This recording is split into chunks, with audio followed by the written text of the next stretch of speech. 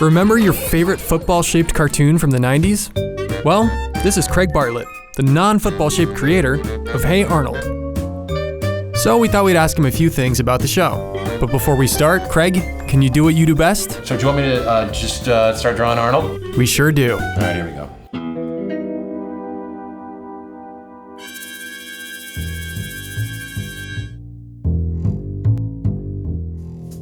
When I designed Arnold in the first place, I was really trying to make him stand out. I always remember what Matt Groening told me. He said, you should try to make them so that they work in silhouette or really small on the screen. So that's how it started. Arnold was a little clay, football-shaped head because it was funny. Move it, football head! Hey, Arnold! It was just me trying to be kind of radical. Pigeon Man, that is a pet peeve of mine. In one episode, Arnold meets the lonely Pigeon Man, and at the end of the episode, where will you go?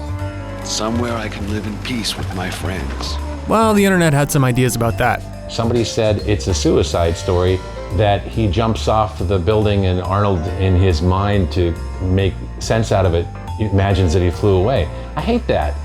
We wrote what we wrote because I wanted him to fly away. I always imagined Pigeon Man going to Paris next, where he helps pigeons in Paris. I just really want to set the record straight. Pigeon Man is not a suicide story. He's fine. I wanted to make Hey Arnold have a really detailed, specific vibe of a city that was kind of ugly but beautiful. Arnold City is based on where I grew up in Seattle and also where I went to art school in Portland, but it's also based on Brooklyn with all the stoops and the brownstones. So it's really a kind of a collage of several northern cities. When people talk about what they like best about the show, the room comes up over and over again, which is a super cool attic with the skylight, and then he can climb right up the stairs on the wall and open the window of his skylight and go down the fire escape.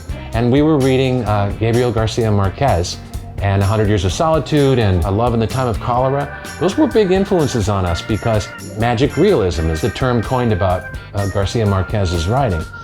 I wanted there to be a magical realism to Arnold's house and his neighborhood.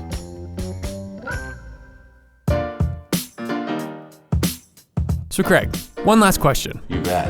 After all those years of making TV for kids, was it worth it? Making TV is incredibly powerful. You know, having millions of people watch what you make on TV, you realize what you say, especially to a kid, they're gonna soak that up and they're never gonna forget it.